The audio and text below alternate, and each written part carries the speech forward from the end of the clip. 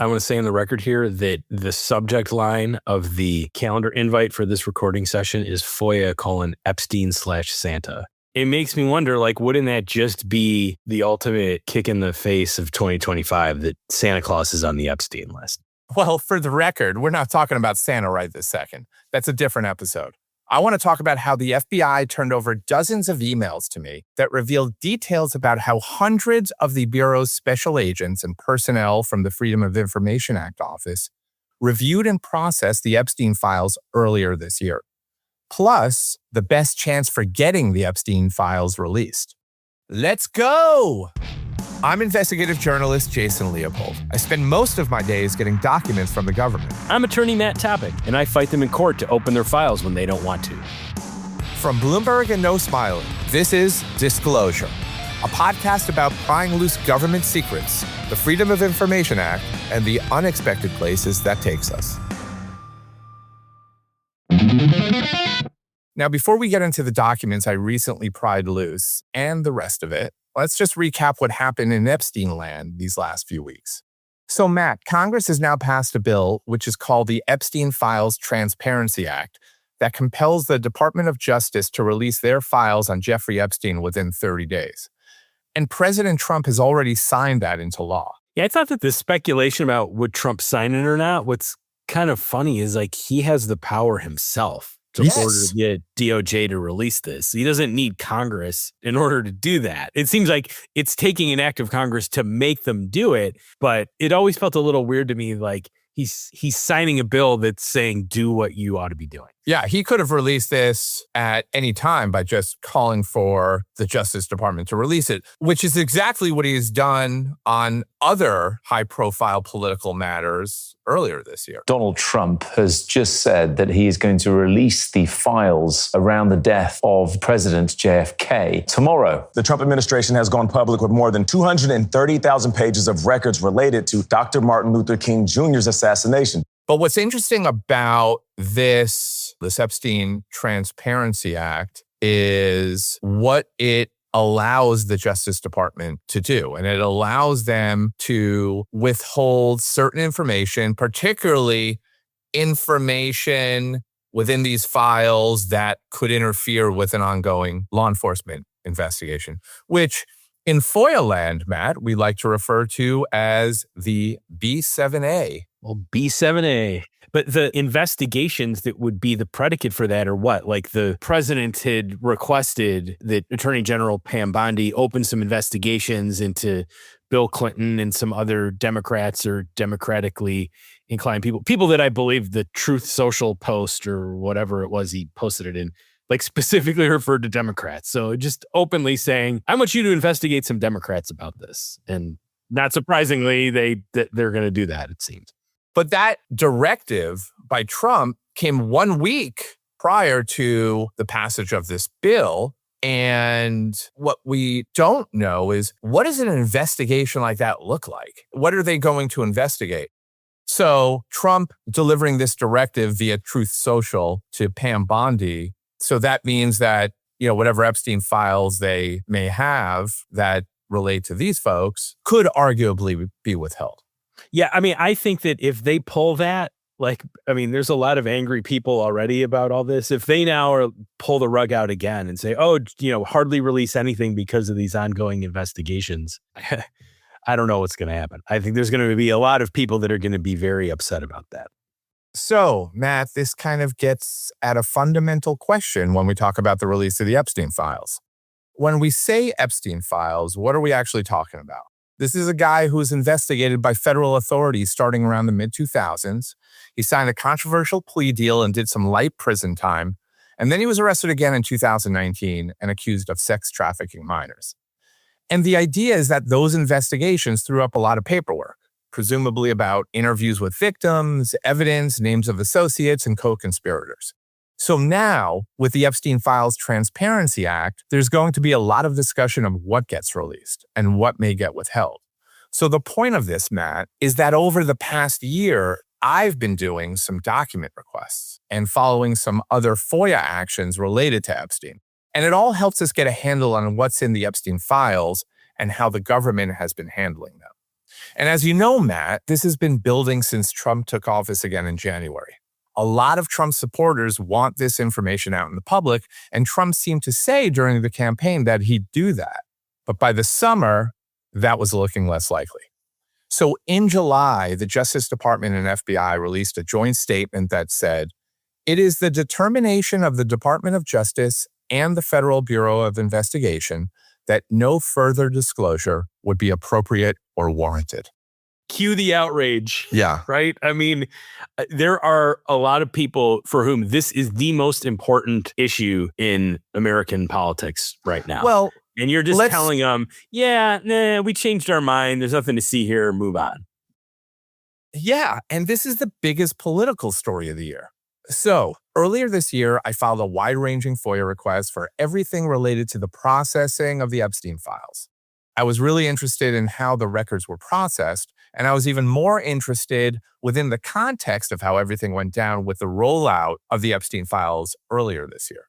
What I was hoping was to get a look at what was going on behind closed doors with the Epstein records, going back to the beginning of the new administration. And remember, Matt, just a few weeks after Trump was inaugurated, back in February, his brand new Attorney General, Pam Bondi, calls a group of right-wing influencers to the White House for an event because she has something to give them. They walked out of the White House holding binders and hands them binders. Look at what we got today. That say Epstein Files, Phase 1. See that right there? That's the Epstein Files. Bondi has this kind of grand rollout. And so shortly thereafter, I want to say more, like almost immediately thereafter, the MAGA crowd goes nuts. We frankly assumed this had at least some smoking guns. And now it's a backlash. That's not what's in this binder at all. It's a backlash against Bondi. It's a backlash against the FBI. It is the biggest disappointment I think that you'll find. Because it turns out that these documents that were in the binder had been previously released in court cases and previously released by the FBI. So it ignited a firestorm. This is kind of their own folks, right? They invite all these people that are kind of from the MAGA world. And do they think they're so stupid that they're not going to realize that these documents have already been out there? I mean, of course, folks are going to pick over every document. And was this just incompetence, or were they trying to pull a fast one? Or well, I don't think they actually pulled a fast one. I just don't think they actually even looked at any of the files they were going to release. And so what happened after that is Bondi, who had been really embarrassed by this, fires off a letter. In a letter to FBI Director Kash Patel, the AG demanding the release of the Bureau's full and complete Epstein files. So she's throwing Kash Patel kind of under the bus here. Like, hey, what are you guys doing? This stuff has already been released. Exactly. And she kind of blamed him for this. She says, "I repeatedly questioned whether this was the full set of documents responsive to my request." And as she later explains on Fox News, "You're looking at these documents going, these aren't all the Epstein files." Bondi's letter to Patel goes on to say that she knows there are more Epstein documents. She writes she has a source in the FBI field office in New York who told her so. And so a source said, whoa, all this evidence is sitting in the Southern District of New York. Shock. So she then tells Kash Patel that he has until February 28th to have the FBI deliver the full and complete Epstein files to her office. And we got hopefully all of them Friday at 8 a.m., thousands of pages of documents. And she goes on to say that she wants a full investigation as to why her order to the FBI originally wasn't followed. Kash is going to get me and himself really a detailed report as to why all these documents and evidence had been withheld.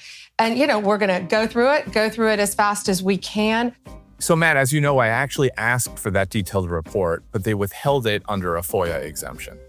But as I reported earlier this year for Bloomberg, after all this happens, Kash Patel directs FBI agents from the New York field office, the Washington, D.C. field office, and personnel from the Records Information Dissemination Section, or RIDS.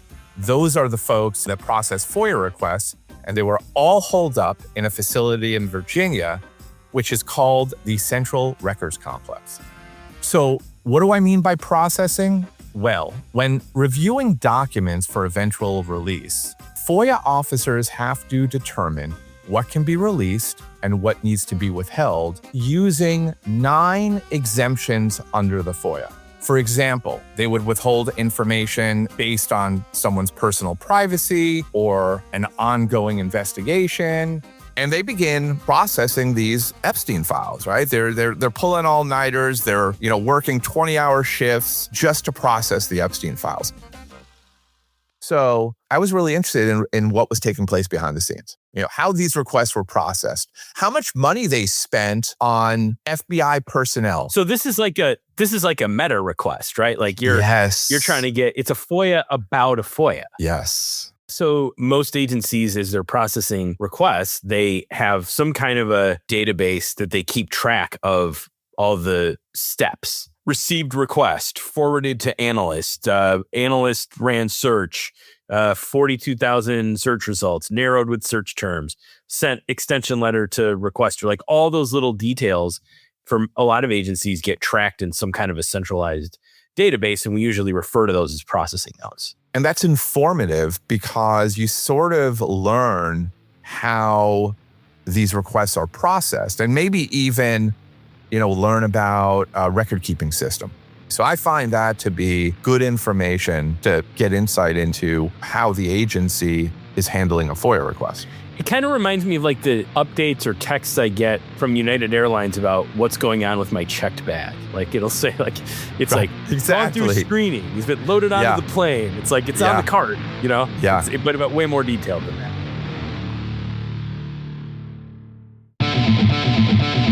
So I filed multiple FOIA requests over the summer, and then Bloomberg sued to compel the release of these records. And recently, the FBI released about 60 pages of emails and other documents I asked for related to the processing of the Epstein files. So what do you got? We have a bunch of emails, and they're kind of heavily redacted, but there is still a lot of info in here. And there's some real interesting takeaways here. So let's go through the timeline here. So where does the story of the emails begin? It begins in early March 2025, this year.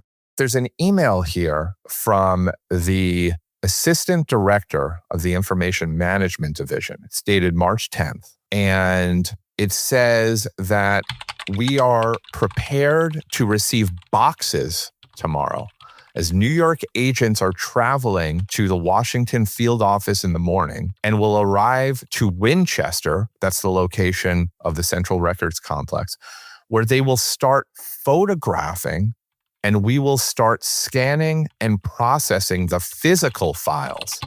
Why do you think that they were photographing the files? Well, that's interesting because like regular paper documents, you would think they would just scan them. You wouldn't need to photograph them.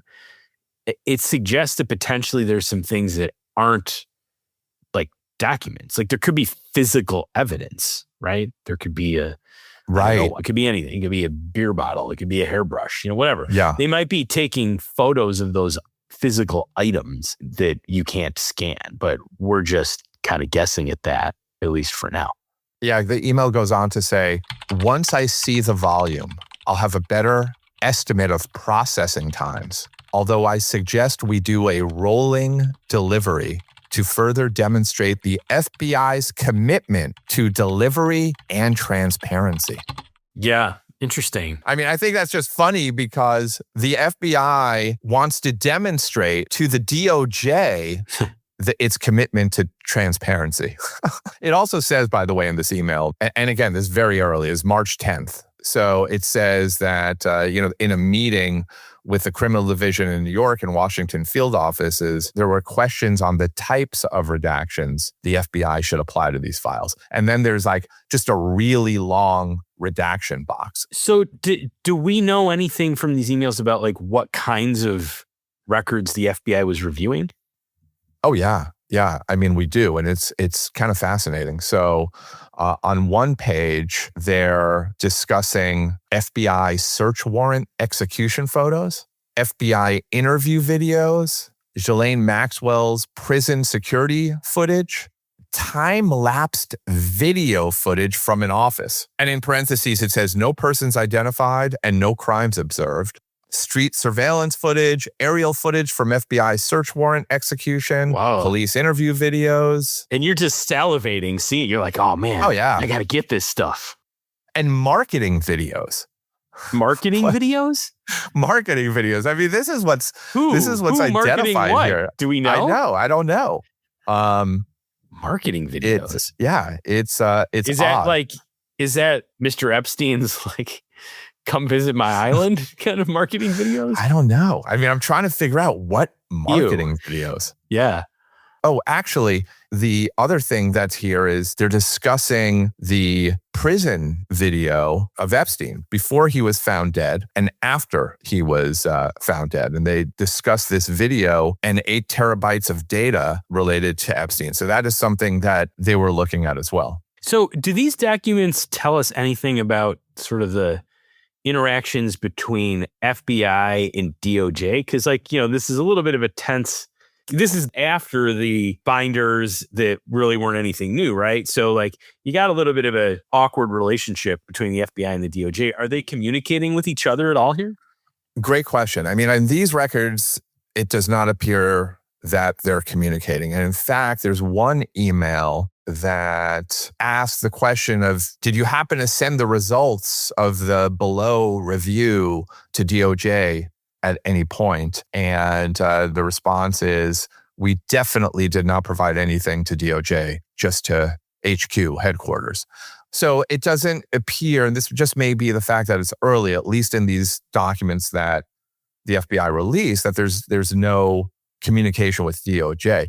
But I also want to note that the FBI did withhold 160 pages in its entirety. Okay, so not a ton about the DOJ FBI relationship. So did we learn anything about, did they do this in phases? How did they structure the processing? Yeah, I see reference to phase 1 and phase 2. Yeah, and so another document here, again, this is all in March. And I think what's noteworthy is the bulk of the work was taking place in March. Almost 1,000 FBI agents and personnel working during the month of March, just plowing through these records. There's an email on Sunday, March 23rd, 2025, 6:43 p.m. So you can already see that they're working on the weekends, right? Stand by. We have identified more files requiring phase 1 review. Please continue to refresh as files will be populated momentarily. So do we know anything about what those phases mean? No, unfortunately, the documents don't describe what those phases refer to, what it actually means. And it looks like, so then upon completion of phase 2, the FBI is going to provide what they call see-through redaction files for DOJ review, which to me reads like FBI is doing the work of identifying what to redact, but they're giving it to DOJ so DOJ can see what the plan is. Is that how you read that? That's exactly how I read that. So, Jason, in March, they're doing all this processing. So what's the next kind of big thing that happens? Well, the next big thing, at least according to these emails, is April 15th, tax day. An email goes out to FBI personnel that says, Kash Patel, quote, asked for status of all remaining Epstein-related reviews. Makes sense. Yeah, it makes sense, but there's no response to that email. But Patel is weighing in, right? The director of the FBI wants an update. Where are we at, with the Epstein files? So when do they finish the review? So it appears around May 2nd is when they kind of wrap things up. An FBI employee from the New York field office sends an email and attached a document titled Epstein Overview Final that summarized their work. Well, what does it say? Unfortunately, the FBI withheld the attachment. No. So they withheld those attachments, citing a number of different FOIA exemptions, such as attorney-client privilege, the deliberative process, and others. So they're taunting you. They're taunting you by telling you what's there, but that you can't have it. Can I tell you that as I'm reading these files and the subject lines refer to a PowerPoint or a document, I'm like clicking. I'm clicking to see if there's any chance that like it will magically open up. Any luck? It did not. Bummer. But importantly to me, like this is the biggest standout on these records. So I asked how much money they spent on overtime, for example, for agents who are tasked with processing these records. So go to page 14 of the release. Okay, so I'm looking at it's a chart, and then the division name column says Business Strategy and Analytics section, Counterintelligence Division, Counterterrorism Division, Criminal Investigative Division, Cyber Division, Directorate of Intelligence, EAD Information and Technology Branch, Finance and Facilities Division, Human Resources Division, and then everything else is withheld for secret investigative techniques that, if released, would harm some future investigations. So these are all the divisions that were involved in the review of the Epstein files. And how do we know that? Because the government released an index of what I requested, and the FBI document types is how they refer to it. And this is a resource planning office, that's an office within the FBI, report that documents the premium pay hours. And premium pay is overtime, nighttime differential hours, but more or less you could think of it as overtime. And it's the number of hours they recorded on this project, right? That's how they refer to it, the Epstein files. They refer to it as a special redaction project. And it's during the period of March 17th through March 22nd. So five or 6 days, right? So they're withholding from you the total amount of pay across each of those. Right. But they are giving you the grand total of employees worked, premium pay hours total, and premium expenses. So they don't want to give you the breakdown, I guess, on the theory that somehow you could interfere with an investigation if they knew the specifics of how they staffed this up. But you at least know the totals. Yeah, and those totals are kind of stunning. There were 934 employees that were involved in the processing and review of the Epstein files. 14,278 premium pay hours worked for a total of $851,344 that the FBI spent on premium pay during the March 17th and March 22nd review of these files. I mean, that's a lot of money. That seems like a ton of money to me for the FBI to spend on this. I mean, it wasn't a national emergency. Well, it depends who you ask. Yeah, true. I mean, I think there's a sizable number of people, and I think they probably are skewing towards Trump supporters for whom, like, this is like right. So I'm looking at these numbers. I'm seeing 850,000, and that's just the overtime. So, it's possible that the overtime might only be like maybe half of the total cost. So you could easily be looking at like a couple $1 million total that people are just working, which means they're not in the field investigating crimes.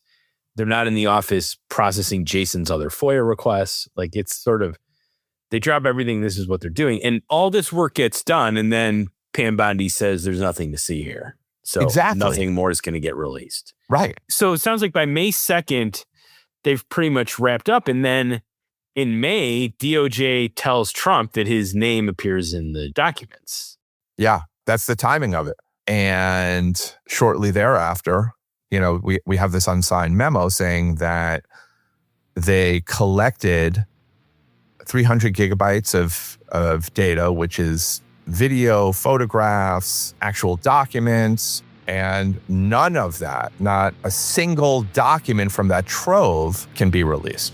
All right, well, the clock is ticking on the 30-day Epstein Transparency Act deadline. So I guess that work wasn't a waste, because it's going to probably come in pretty handy pretty quickly. It's a good thing that they already did all this back in the summer. Hopefully we're going to start seeing some more stuff.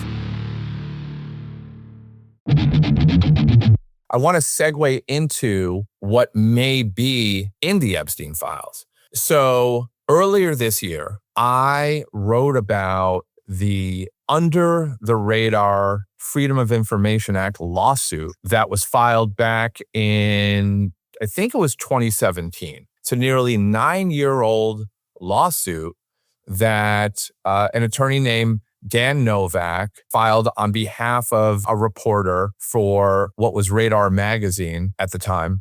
This FOIA lawsuit that he filed, they were trying to get, at that time, all of the FBI's Epstein files. And in this lawsuit that had been going on now for nearly 9 years, the FBI released about 1,200 pages of documents. And these are the 1,200 pages, more or less, that have been screenshotted and shared on social media. And is this the same stuff that was in the famous binders, the Pambandi binders? Exactly. Where people who've been following this are like, what is this trash? We've already seen this. Right. That's exactly right.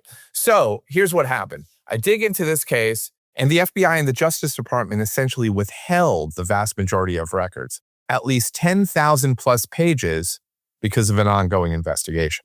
First, I should go back and say they denied the request before they moved to a lawsuit. They said to the reporter that you need to have a privacy waiver. You need to get Epstein to sign a privacy waiver before we turn anything over.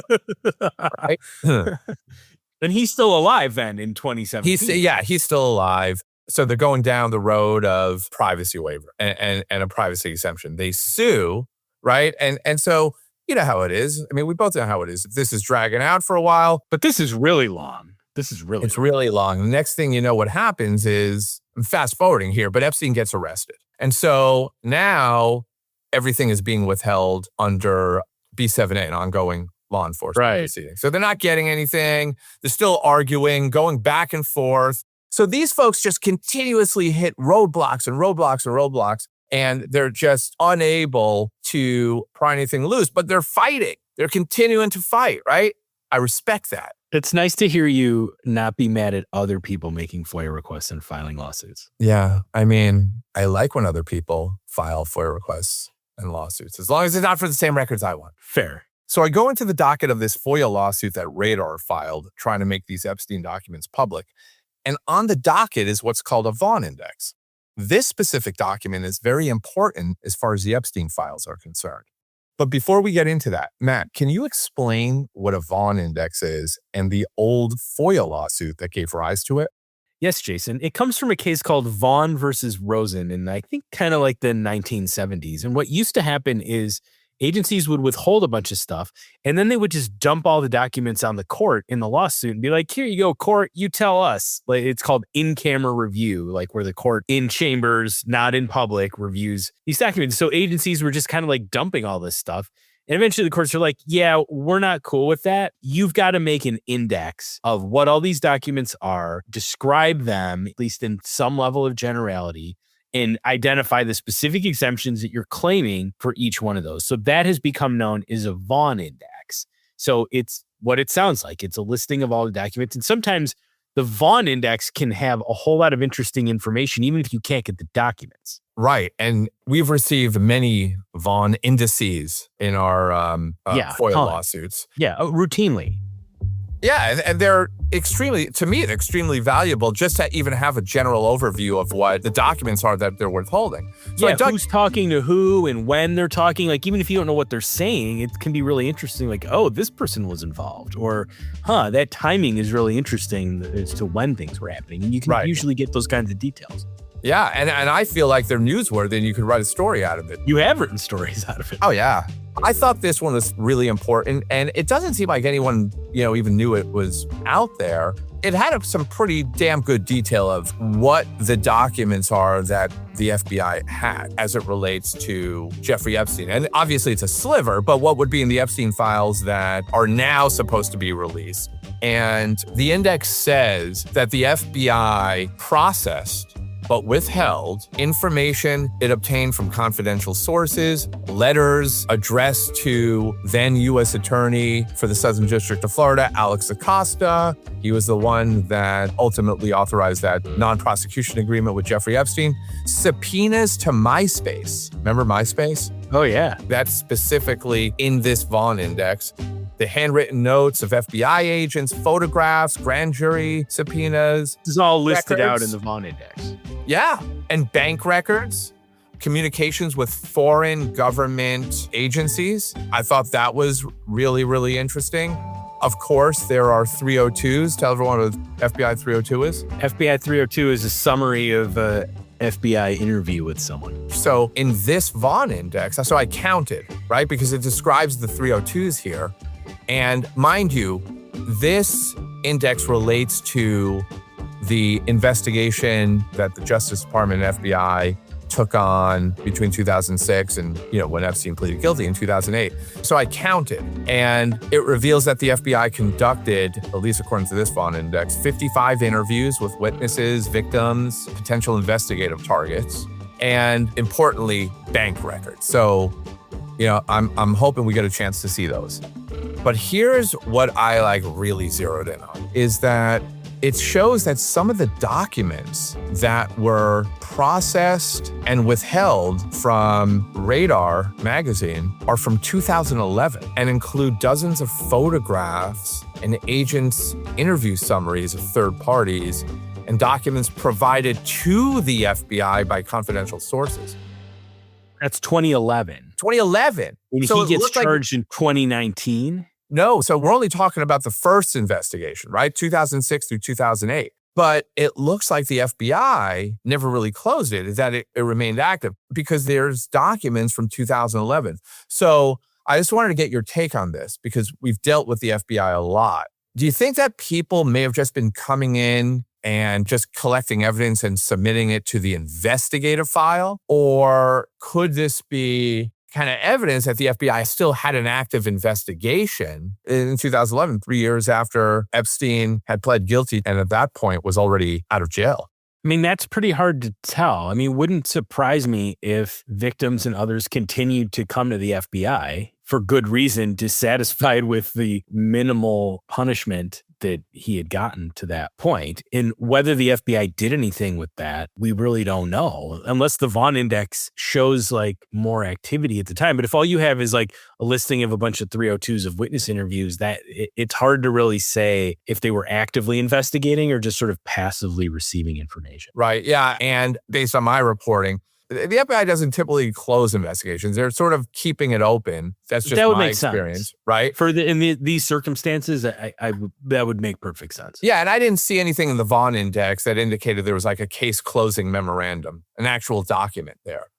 So I dug into this over the summer. This was during that time where everyone was just kind of clamoring these Epstein files because this was immediately after the Justice Department FBI said we're not going to release anything.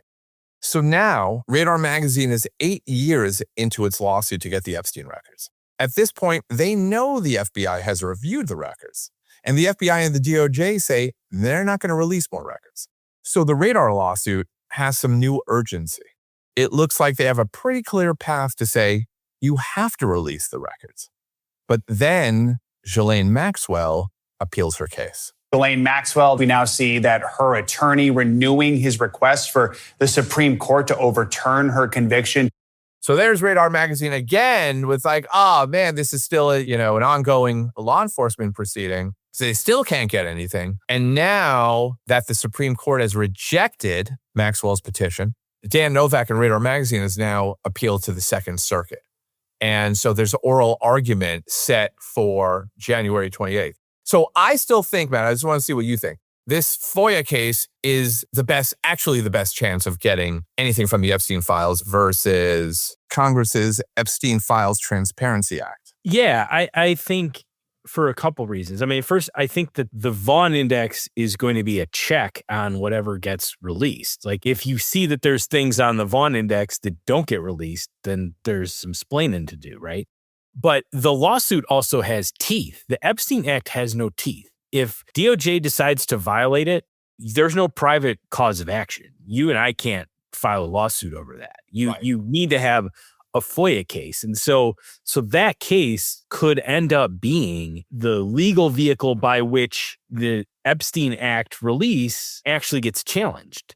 I mean, there's so many twists and turns to this, and people get charged and people die, and it impacts what can be withheld or not, and it's up and down on appeal and all this stuff going on. And so that's got to be frustrating to go on for that long. But now it almost turns out, it does turn out that like it's great. Right, exactly. That there is a live active FOIA case right now that can be the vehicle by which, if the DOJ is trying to get away with withholding things, that's how they can be held accountable for that, and how courts can guarantee and the public can guarantee that they're actually releasing everything that they're supposed to release. Because the track record ain't that great so far.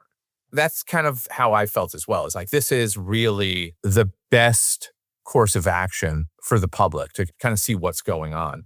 It will be interesting if the government argues that, well, Donald Trump has now called for an investigation into Democrats, so we're going to keep withholding this because of an ongoing investigation. Yeah, and that's, I mean, it depends on how bold they are on trying to make those withholdings. And I think they're, given the memo from July, if I was representing you right now in a case on this and they said, oh, well, there's these investigations, I think you can make the argument that's a sham. They already said that there isn't any predicate to investigate anybody else. That's right. And DOJ and FBI said in their joint statement from July, quote, there was also no credible evidence found that Epstein blackmailed prominent individuals as part of his actions.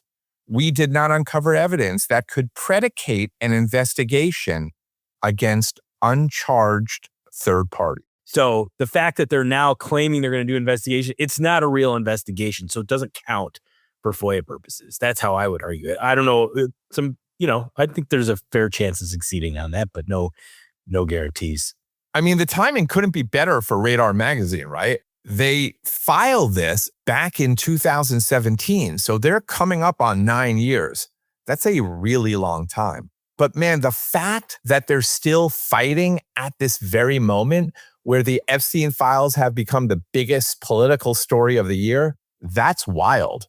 So as I mentioned, there's a hearing in the Second Circuit, an oral argument that's scheduled for January 28th. And let me just explain. So that's the Court of Appeals that covers the trial courts that are in New York and some other adjacent states. The country is divided into a series of different regional courts of appeal. So it's above the trial court and it's before the Supreme Court. An oral argument? Explain it, Matt. Oral argument is the parties have filed their briefs and then they come in and they answer the judge's questions and they make their arguments. And those are open to the public.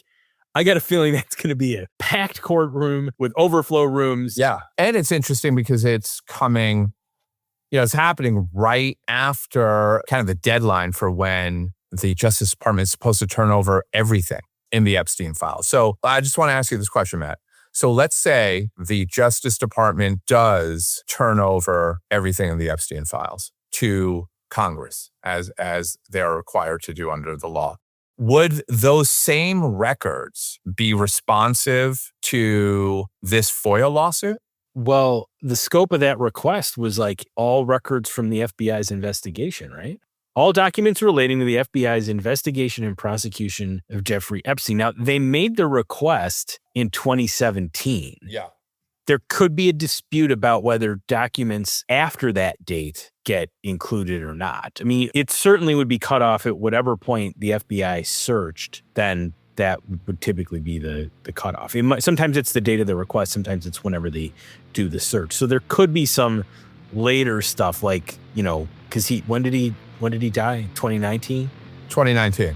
Yeah, so there's a couple years there. 2019. There may be a little bit of a delta. Well, I guess we'll see what happens, whether or not the Justice Department releases the Epstein files to Congress. And I guess we'll see what happens in late January in the Radar FOIA lawsuit for the FBI's files on Epstein.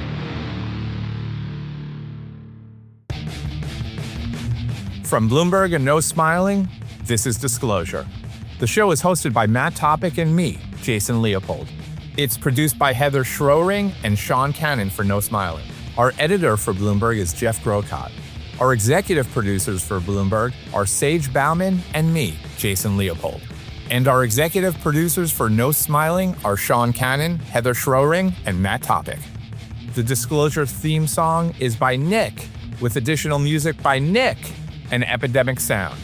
Sound design and mixing is by Sean Cannon. For more transparency news and important document dumps, you can subscribe to my weekly FOIA Files newsletter at bloomberg.com/FOIA Files. That's FOIA Files. To get every episode early on Apple Podcasts, become a Bloomberg.com subscriber today. Check out our special intro offer right now at Bloomberg.com/podcast offer, or click the link in the show notes. You'll also unlock deep reporting, data, and analysis from reporters around the world. We'll see you again next Tuesday. Okay. Opening the link.